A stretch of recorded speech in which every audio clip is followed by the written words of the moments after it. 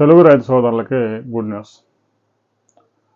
రెండు తెలుగు రాష్ట్రాల్లో పెద్దగా వర్షాలు లేకపోయినా కర్ణాటకలో, ముఖ్యంగా దక్షిణ కర్ణాటకలో ఆరెంజ్ అలర్ట్ ప్రకటించింది వాతావరణ శాఖ. దక్షిణ కర్ణాటకలోని 15 జిల్లాల్లో రాబోయే 3 రోజుల్లో భారీ నుంచి అతి భారీ వర్షాలు నమోదయ్యే అవకాశం ఉంది.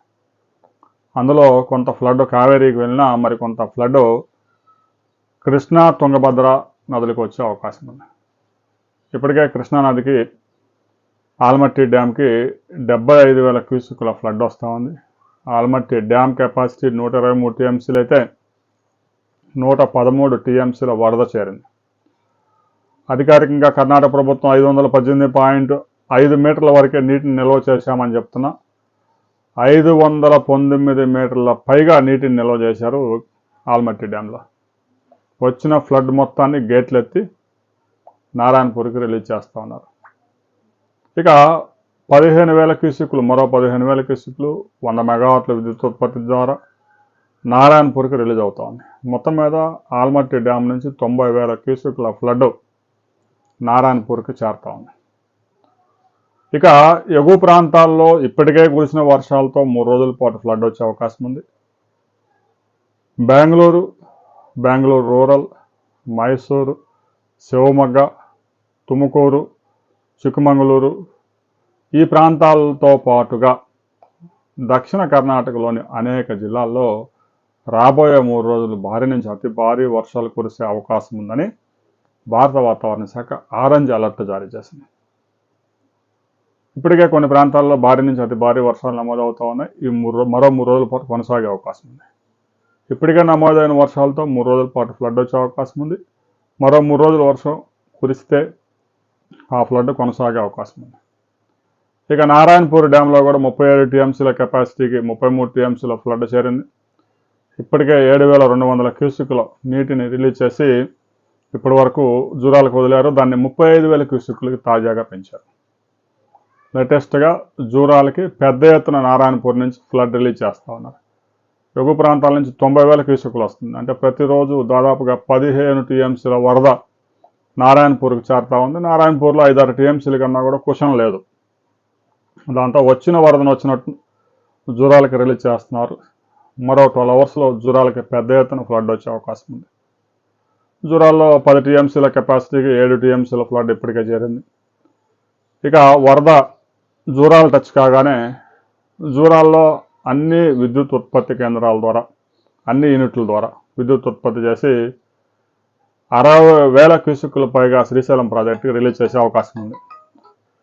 ఈ సీజన్లో మొదటిసారిగా శ్రీశైలం ప్రాజెక్టుకి మరో 24 అవర్స్లో వరద రాబోతా ఉంది. ఇంతవరకు శ్రీశైలం ప్రాజెక్టుకి వరద చేరిందే లేదు. గత ఏడాది ఇదే సమయానికి శ్రీశైలం ప్రాజెక్టు 92 టీఎంసీల వరద వచ్చి చేరింది.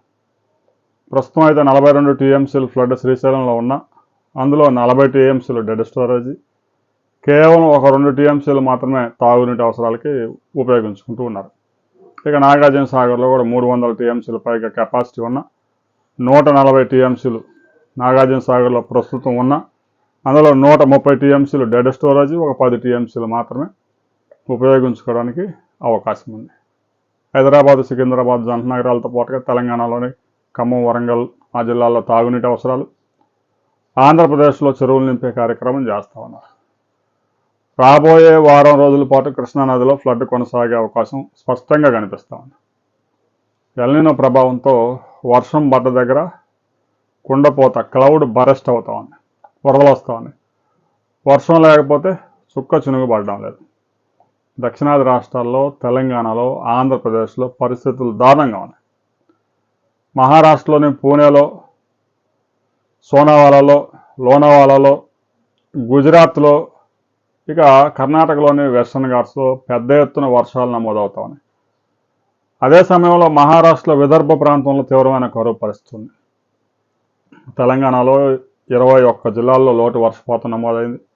ఒక జిల్లాలో అయితే అత్యంత లోటు వర్షపాతం ఉంది. ఆంధ్రప్రదేశ్లో కూడా 23 జిల్లాల్లో లోటు వర్షపాతం ఉంది. గోదావరిలో ఈ సమయానికే 4-5 లక్షల క్యూసెక్కుల ఫ్లడ్ రావాల్సింది కేవలం 40,000 క్యూసెక్కులు కూడా ఫ్లడ్ లేదు. గడిచిన 70 సంవత్సరాల్లో ఇంత దారుణమైన పరిస్థితి ఎప్పుడూ లేదని గణాంకాల ద్వారా తెలుస్తూ ఉంది. ఇక పట్టిసీమ నీరు పూర్తి స్థాయిలో ఎత్తి ప్రకాశం బ్యారేజీకి తీసుకొస్తున్నా కూడా తీవ్రమైన కరువు పరిస్థితులతో అక్కడ 7,500 క్యూసెక్కులు ఎత్తిపోస్తే ప్రకాశం బ్యారేజీకి వచ్చేసరికి 6,000 క్యూసెక్కులుగా మారిపోతా ఉన్నాయి. మధ్యలో కొంతమంది రైతులు మోటార్లు పెట్టి పంటలు సాగు చేసుకునే ప్రయత్నాలు చేస్తూ ఉన్నారు. ఆ రైతులను దయచేసి ఇబ్బంది పెట్టవద్దు.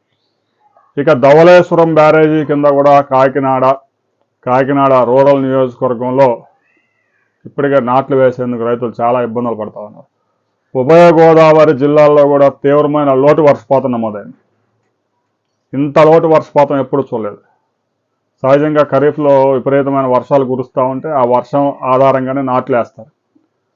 జూన్, జూలై, ఆగస్టు, సెప్టెంబర్ ఈ 4 నెలలు వర్షాల మీద నడిచిపోయింది. ఆ వర్షాలు లేనప్పుడు ఆ కాలువ నీరు ఆదుకుంటూ ఉంటుంది. అలాంటిది కేవలం కాలువలలో వచ్చే నీటితో అక్కడ ధవళేశ్వరం బ్యారేజీ కింద నాట్లు వేయడానికి రైతులు ఇబ్బంది పడుతూ ఉన్నారు. మరొక వైపు పట్టిసీమ ద్వారా వస్తున్న నీటితో కృష్ణా డెల్టాలో చివరి ఆయకట్టు రైతులకి తీవ్రమైన ఇబ్బందులు తలెత్తుతా ఉన్నాయి. రాబోయే రోజుల్లో కూడా 2 తెలుగు రాష్ట్రాల్లో సరైన వర్షపాతం నమోదవుతుందన్న ఆశలు సనగిలుతూ ఉన్నాయి. ఆగస్టు 15వ తేదీ నాటికి క్లారిటీ వచ్చేసింది. శ్రీశైలం ప్రాజెక్టుకి, నాగార్జున సాగర్ ప్రాజెక్టుకి కనీసం 400 టీఎంసీల ఫ్లడ్ వస్తే కనీసం 6 తడి పంటల కన్నా అవకాశం ఉంది. అలాంటి పరిస్థితులు కూడా కనిపించడం లేదు. ఇక కర్ణాటక, మహారాష్ట్రలో కుండపోత వర్షాలు పడి దారుణాలు జరిగితే తప్ప శ్రీశైలం, నాగార్జున సాగర్ నిండే అవకాశం లేదు. అయితే ఆగస్టు మాసం కూడా తీవ్రమైన కరువు పరిస్థితులు దక్షిణ భారతదేశంలో నెలకొనే అవకాశం ఉంది. ఉత్తరాదిలో వరదలు ముంచెత్తుతూ ఉంటే దక్షిణ భారతదేశంలో తీవ్రమైన కరువు వెంటాడుతూ ఉంది. ఈ పరిస్థితులు ఇలాగనే కంటిన్యూ అవుతాయా? కనీసం ఆగస్టులోనైనా మార్పు చోటు చేసుకుంటుందా అనేది త్వరలో క్లారిటీ రాబోతా ఉంది. రాబోయే 4-5 రోజుల్లో జూలైకి సంబంధించిన వర్షపాతం వివరాలకు సంబంధించిన రిపోర్టు కూడా రాబోతా ఉంది. ఇప్పటికే జూన్లో 51% లోటు వర్షపాతం నమోదైంది. జూలైలో 40% లోటు ఉంది. అయితే ఉత్తరాది రాష్ట్రాల్లో విపరీతమైన కుండపోత పట్టడం వల్ల అక్కడ లోటు భర్తీ అయింది. దక్షిణాది రాష్ట్రాల్లో ఇప్పటికీ 50% పైగా లోటు వర్షపాతం నమోదైంది. ఇక ఇప్పటికే తెలంగాణ ప్రభుత్వం వరి వద్దని చెప్పింది, ఆంధ్రప్రదేశ్ ప్రభుత్వం వరి వేయొద్దని చెప్పింది. కనీసం 6 తోటి పంటల కన్నా సాగునీరు ఇవ్వడానికి నీరు ప్రాజెక్టులో లేదు. గోదావరి మీద ఉన్న 23 ప్రాజెక్టుల మీద లేదు, ఆ గోదావరి ఉపనదుల మీద ప్రాజెక్టుల మీద లేవు. కృష్ణానది మీద ఉన్న ప్రాజెక్టులో శ్రీశైలం, నాగార్జున సాగర్ నిండితేనే 2 తెలుగు రాష్ట్రాలు పచ్చగా ఉంటాయి. రాబోయే 15 రోజుల్లో ఎంత ఫ్లడ్ వస్తుంది అనేది కూడా కొంత క్లారిటీ వస్తుంది. క్లారిటీ వచ్చిన తర్వాత మరిన్ని వివరాలతో మరో వీడియోలో మనం కలుసుకుందాం.